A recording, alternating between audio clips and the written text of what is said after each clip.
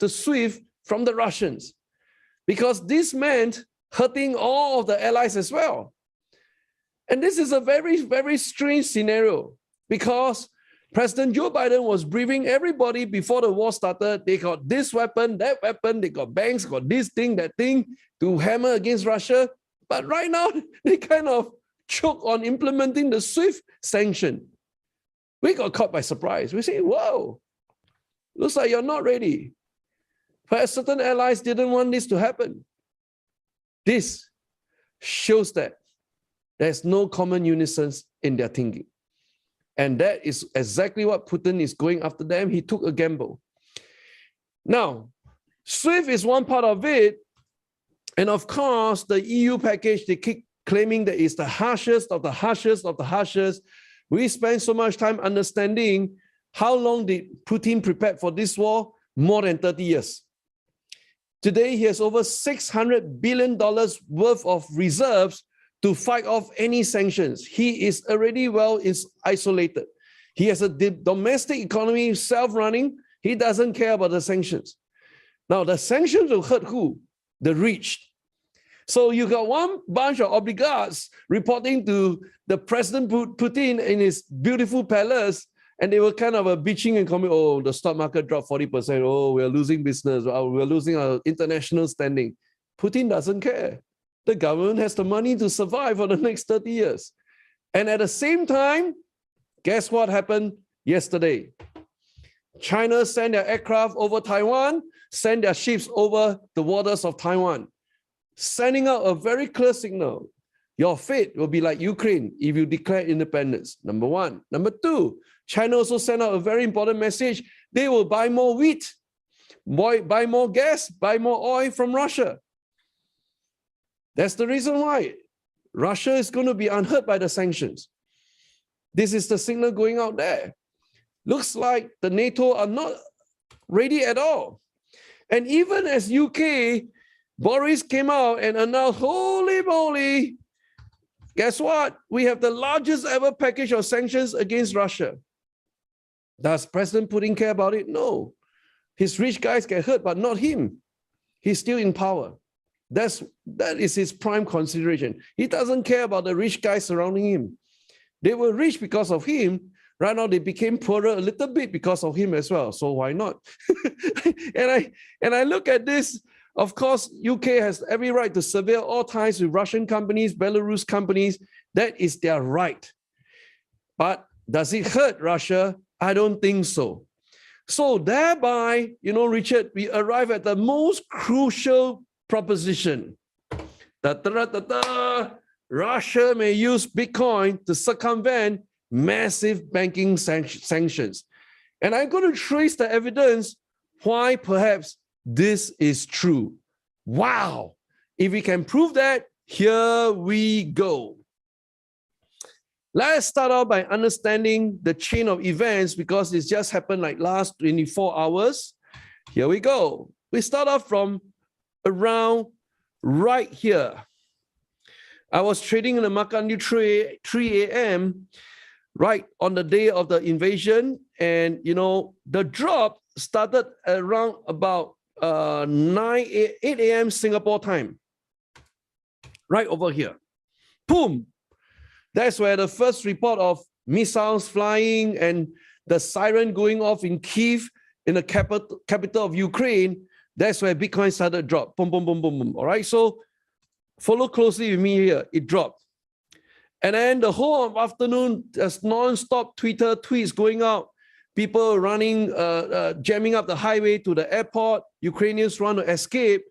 This whole thing happened right there. All right, afternoon. And then my class started at night from 7 p.m. to 12 midnight. We were watching the market. No sense. And suddenly, this morning 4 a.m., boom! One big stroke. But the shocking part, look at the volume. We have never seen such a tall volume. 6,600 Bitcoins were bought within 15-minute time span. This is a 15-minute candle. 6,600 Bitcoins were bought in 15-minute timestamp interval. ran all the way up to 39,000. See for yourself this movement here. This is the telltale sign. Perhaps this is true. And that's the reason why every country right now, if you are witnessing this event, your first immediate thinking must be, I got to go out there and buy Bitcoin to protect my country. The guy who owns the most Bitcoin controls the power, because this is a decentralized instrument. Even as the US wants to implement the SWIFT, their hands are tied. They couldn't even announce that yesterday. What a joke. They were preparing for that, but they couldn't announce it. We were waiting for Joe Biden to make it clear. He couldn't answer that question. A simple question: why SWIFT was not imposed and introduced against Russia? And there you go. The answer is Bitcoin. You can impose all this monetary system, but there is a better way to bypass that. And this is the world of Bitcoin, and that's the reason why we are here. Back to you, Richard. Thank you, Dr. Clemen. Wow, Dr. Clemen, that's a very powerful evaluation and analysis of the whole war situation. Now, Dr. Clemen, now the market still register extreme fear, mostly because many ordinary people don't have all the full picture. Now, someone say this, that fear is the greatest ally for investor, right? Because during the fear is an opportunity. Now, can you share with us, historically, how does the market react to war? I mean, there's so many wars in the past, but how does the market react to war? Oh, yes, this is a really fascinating question, Richard, because we also try to trace back the history of war. And I spent the most time studying the US and UK invasion of Iraq. The timestamp about 40 days. Step one, they spent about 40 days before President George W. Bush announced on the aircraft carrier, mission accomplished. Now, this is the famous words. Everybody remember this key event. 40 days, they took down Saddam Hussein. They have control of Iraq. Now, you take this idea coming back to this really powerful article, Fear is Your Greatest Ally in the Stock Market, published by the Banyan Hill. And we go down right over here and look at a very, very interesting illustration. So step one, if we go through the period of the Vietnam War and look at the vertical grid line, the moment the invasion starts, you buy into the invasion, boom. Thereafter, you make money. And you have to buy on the day of the invasion, boom. Gulf War, you make money. Iraq War, on the day of invasion. In fact, the climb for Iraq War is really, really dramatic because the pent-up anxiety was finally released. The first missile was fired into Iraq. Boom, went up over here. Crimea, likewise. Boom, move up over here. And in fact, last night the market went up. Last night I was trading and I done 2 trades. The first trade was this one. I got out, made about $11,790, 11% in one day at about 12:36 a.m. Singapore time. Then I did another interesting trade. I did 2 trades last night. And this is GoDaddy. We made about $9,720, 9% in one day yesterday night. Now, how did we go about doing that? So case in point right here, this is an example of a chart of this company that's founded by Facebook co-founder. And guess what?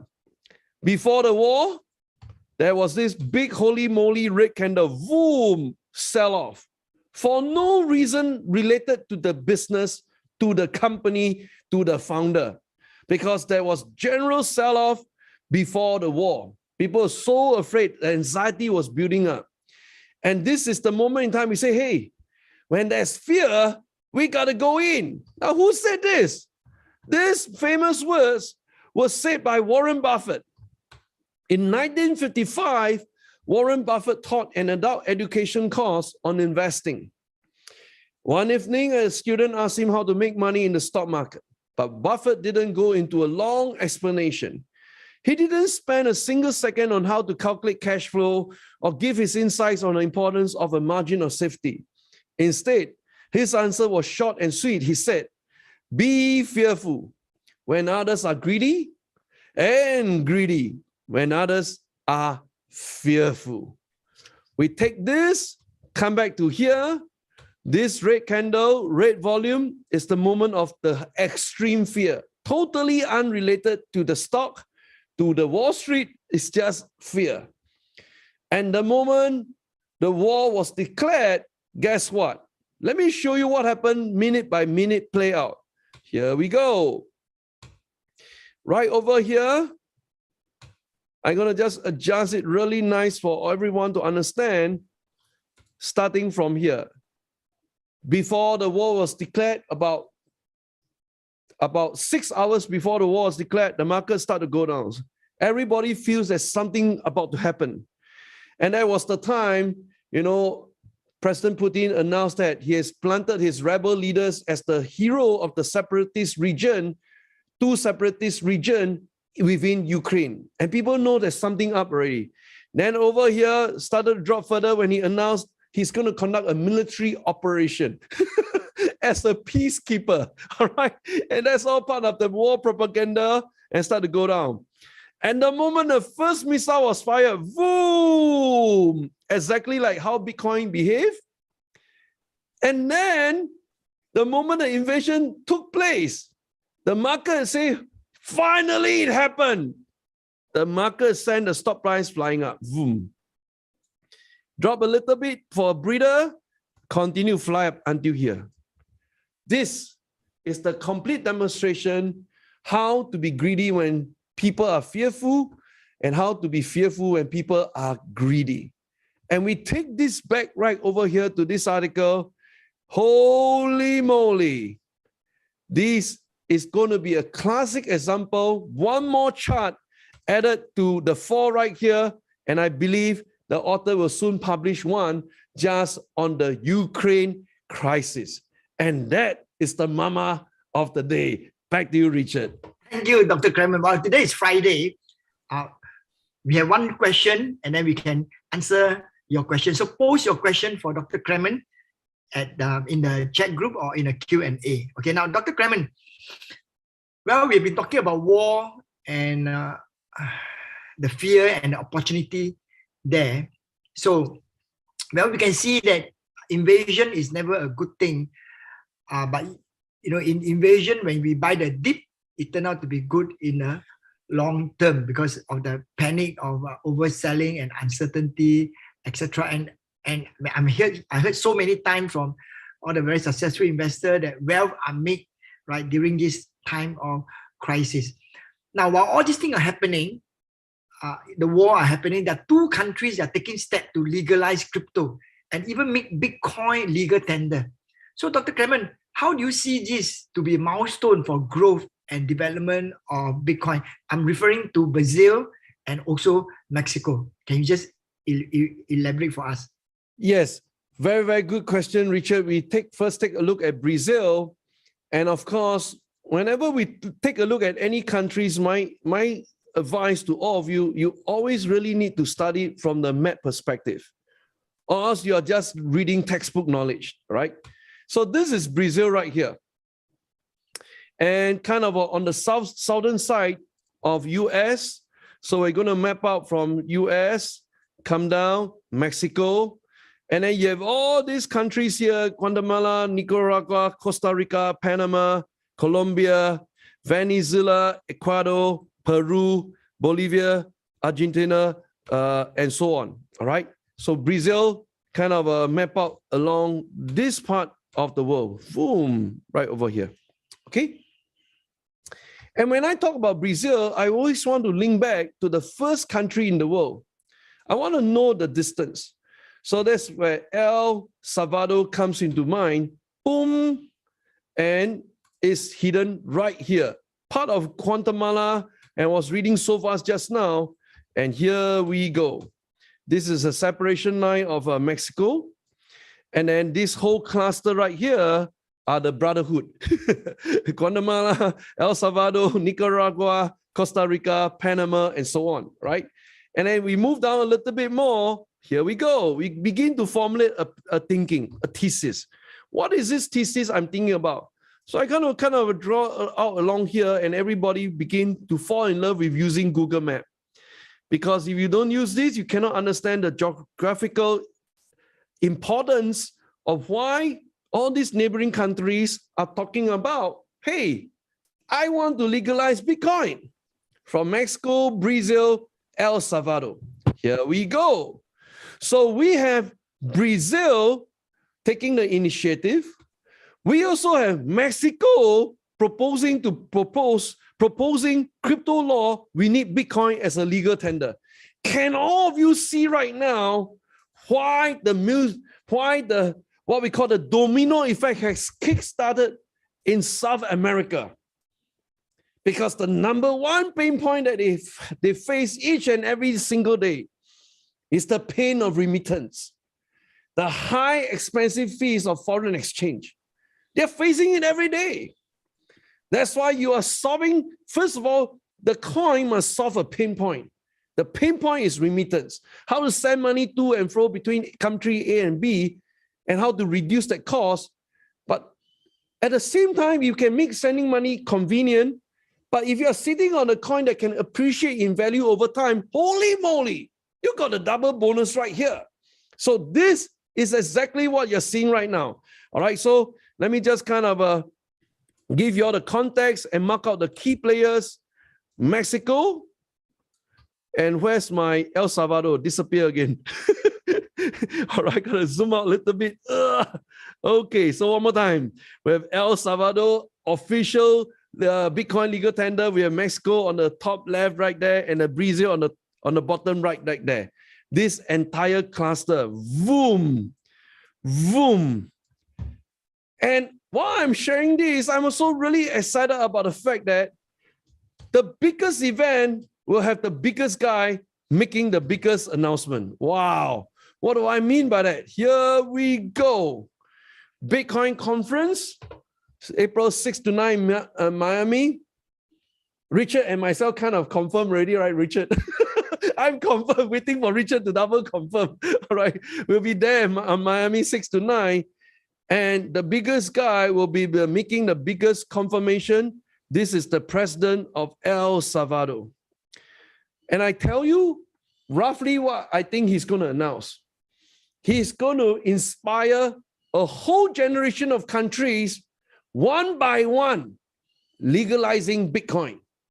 He walking the talk. And he just raised 500 million for his Volcano Bitcoin Fund. Just like that. He's going to be the exemplar of how nations should think about solving the pain of money remittance. And that's the reason why we are so excited about Bitcoin. You are really tackling a real pain in the market. And countries need to take the lead. Started from Russia invasion of Ukraine, perhaps on the dark side, Russia used Bitcoin to bypass the sanctions, going down south to Mexico, to Brazil and El Salvador, using Bitcoin to solve the pain of remittance. And what's the final thing that you need to solve? Your pain. Your pain.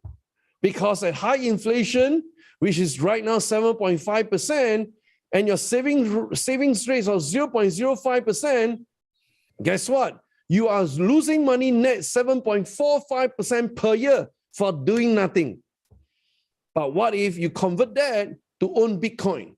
You stand a chance to enjoy the appreciation of this fixed supply coin of 21 million coins.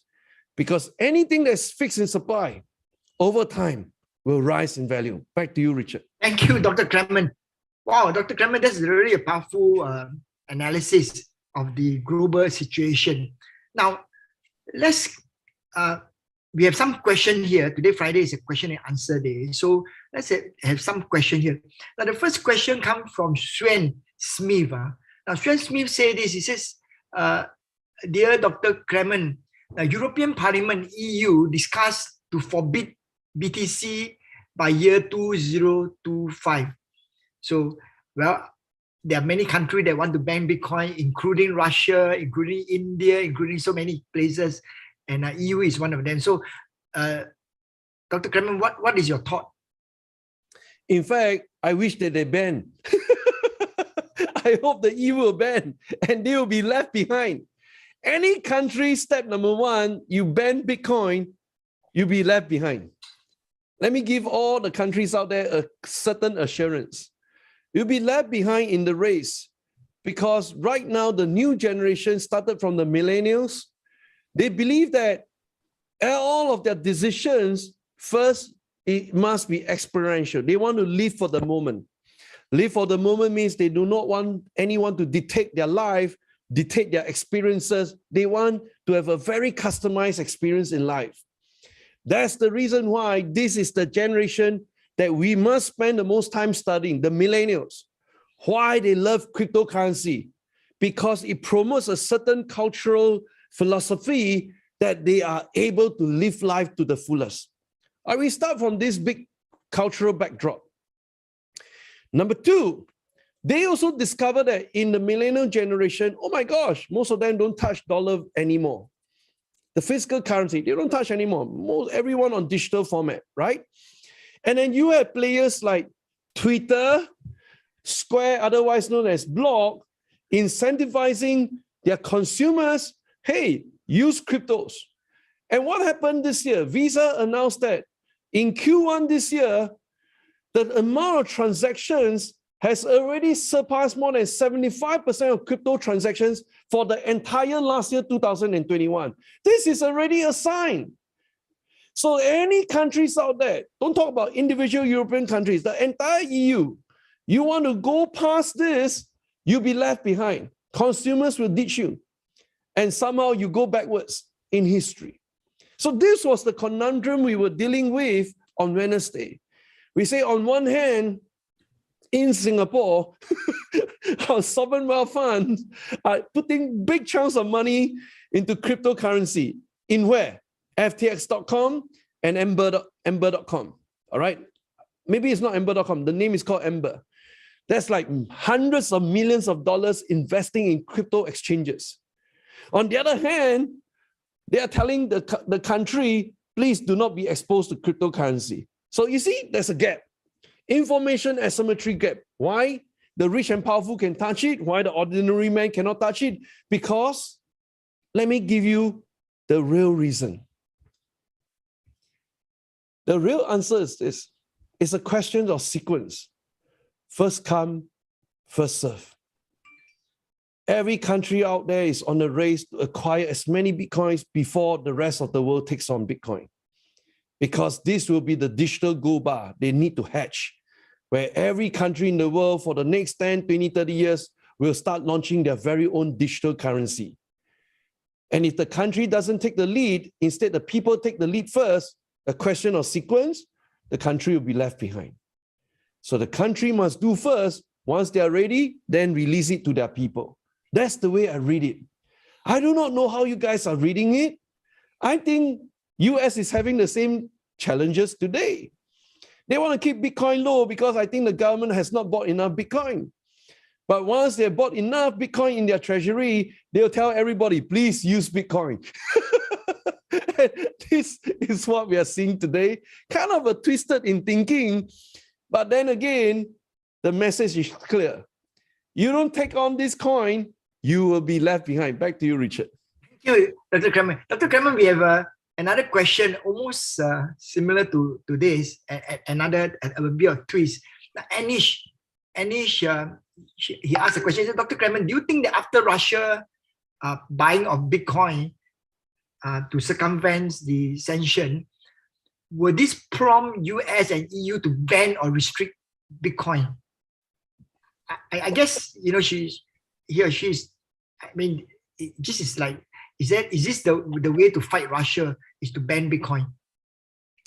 First of all, two assumptions that were made were already wrong. Okay. Russia didn't start to buy Bitcoin yesterday. They were planning for the war 30 years ago. Since 30 years ago, started from Boris Yeltsin, where NATO allies gave Boris Yeltsin a promise. if I remember correctly, that was President Bill Clinton, that they will not move a single inch to the east. All of you go and search for this. Move a single inch to the east. This phrase. Then you understand why the Russians are pissed off. They have been deceived for 30 years. Because every of the 30 years, one by one, all the neighboring countries surrounding Belarus and Russia start to join NATO. So I don't think it's an overnight decision that Russia rushed to buy Bitcoin. They have already accumulated. It's just that they didn't tell you. That's step one. Step two, now you can choose to ban, but many other countries will seize the opportunity the moment you ban it. Case in point, look at Bitcoin spot ETF. While US is sleeping on it, indecisive, other countries have already launched a Bitcoin spot ETF, and money begin to outflow from US into those countries that support a Bitcoin spot ETF. In our previous videos, we spoke about Australia. They are also looking at this piece. We spoke of many other countries who want to seize this window of opportunity. So you don't do it, others will, because we live in a hyper-competitive market today. So it's no longer by choice, because the rest are already doing it. So that cannot be a starter as a question. But case in point, the odd case right now is actually China. China banned Bitcoin mining, banned Bitcoin crypto exchange because of only one reason. There can only be one supreme coin, and that's the digital yuan. And I believe that after a certain amount of time has passed through, when the entire population is using digital yuan, gradually they will bring cryptos back into China. That is a question of time. Back to you, Richard. Thank you, Dr. Clemen. The last question comes from Daniel. Daniel asked a question, says that Ethereum and Bitcoin chart are very similar. So, Dr. Clemen, which one is better to invest, or which one is better to buy, Bitcoin or Ethereum? Yeah, so that's a good question. So regardless of which coin you're looking at, you put in X amount of dollar or Y amount of dollar or Z amount of dollars. What you are really chasing is the percentage return. So straight away, we settle one important issue. Whether today you have 1,000 or 100 or 1 million, doesn't matter. The percentage return neutralizes your startup capital, all right? So let's get comfortable with this idea. So what you're truly chasing is the percentage return, okay? Step one. Step two, you kind of draw a correlation between Ethereum price movement and Bitcoin, perfectly correct, right? When Bitcoin is trading a certain price, Ethereum will trade at a certain particular price. Nothing wrong with this comparison, but at step two, I ask you to think about this. What is the key difference between Ether versus Bitcoin? There's only one answer to that. Bitcoin is 100% decentralized. Listen very carefully. Nobody can manipulate it. I can't say that for Ethereum. Number two, Bitcoin is 100% fixed supply of 21 million coin. I can't say that for Ether. Number three, Bitcoin is going to be the golden benchmark for monetary system. I can't say that for Ether. Now, Ether is good for building out dApps. Most of the blockchain projects built on ERC20 and with all this craze about DeFi, decentralized finance, also building on top of Ethereum. And that's the reason why Ethereum has its place. Think of it like an app store or Google Play.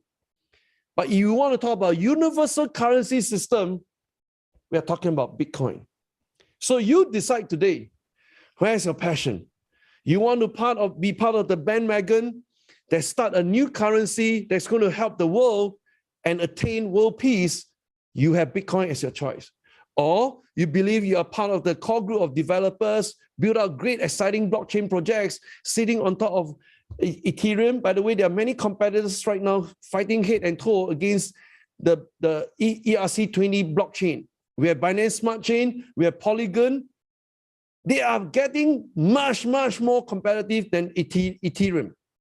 So they have many competitors out there. So based on these three criteria, you decide what is best for you. And you must love what you invest. Back to you, Richard. Thank you, Dr. Clemen. Well, Dr. Clemen, thank you very much for your analysis of the situation and war, news and rumors, and the actual war cause a lot of fear and could be an opportunity too for all of us. So we do our best to research facts and data from the market and present to each and every one of you. With the facts and data, you can make informed decisions for your financial future. Now, we remain bullish on Bitcoin. Secret to success, wake up early in the morning, like 4 a.m., like Dr. Clemen Chiang, work hard and own Bitcoin. So thank you very much. And we want to wish you a wonderful, wonderful, wonderful week ahead. And God bless and all the best. We believe that investing in our education has the highest leverage and is the greatest equalizer. Regardless of background, everyone can have the same opportunities in education. We believe in doing what is right, not what is easy. We believe in anything that is worth doing, we do it with passion and excellence. We believe that happiness is the key to success. If you love what you're doing, you're already successful. And that both success and failure are temporary, worth sharing about and even celebrating. That said, we believe we have had our fair share of both. Yay! We believe that when the market is tough, we can be tougher. We believe the best product should win, not the best sales pitch. We believe that winners are winners because they don't quit. We believe that the biggest sin is to make learning boring. We believe in making decisions and owning our results. We believe in innovation to continually provide value to all around us. We believe that together, everyone achieves more. We believe that real leaders don't create followers, they create more leaders. We believe that we can learn from our competitors. We believe that women work harder, do better, and are more committed. We believe it's okay to be proven wrong. It's okay to change your mind. And it's okay to cry when you're having a really rough day. We believe in giving everyone the benefit of the doubt. We believe in always saying please and thank you. We believe that if dreaming is free, then we should dream big. and then working hard to achieve it. We believe that if we have knowledge, it's our duty to pass it down. We believe that we shouldn't teach something we ourselves don't believe in. We believe it's better to ask for forgiveness than permission. We believe in saying sorry and meaning what we say. We believe in being high-tech, means adding a human touch. We believe that no one has all the answers. Not even us. But we go find out and we learn. We believe that learning never ends, and once you stop learning, you start dying. We believe that one person or one great idea can change the world. That's why we believe in helping you grow and succeed. And with your help, we can change lives globally. We believe. We believe. We believe.